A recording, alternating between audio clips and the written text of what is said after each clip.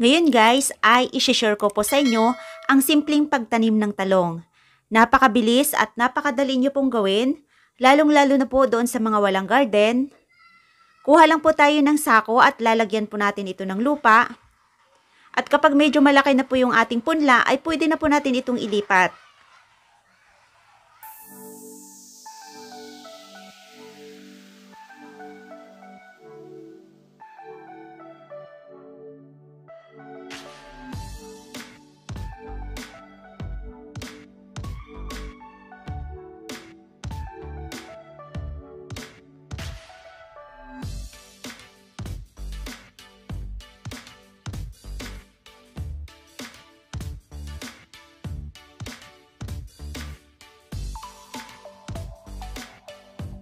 Pagkatapos po nating itanim ay diligan po natin.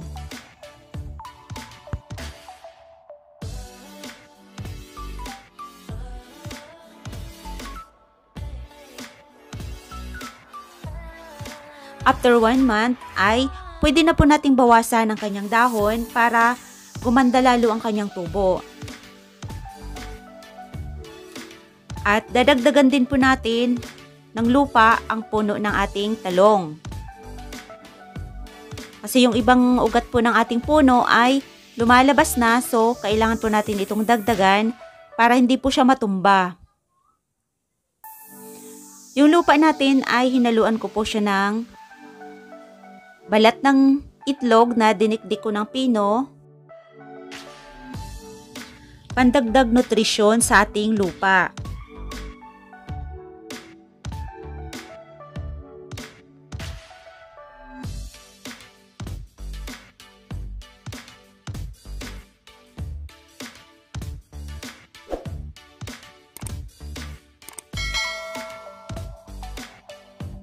Pagdating po ng 2 buwan ay nag-uumpisa na siyang mamulaklak.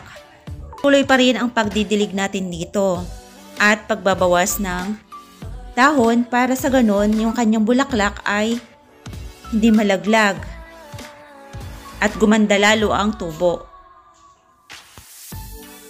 Yung mga ginupit kong dahon ay doon ko din nilalagay sa kanyang puno. At dadagdagan ulit natin ng dinurog na balat ng itlog. Dahil yung balat ng itlog guys, sa hindi pa po alam, ito ay puno ng calcium at magnesium na napakaganda sa isang halaman.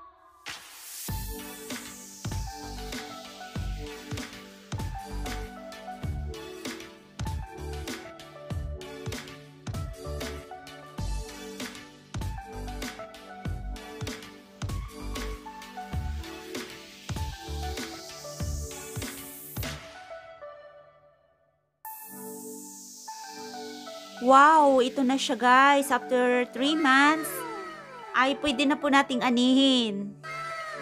Isang malusog na talong. Giant talong.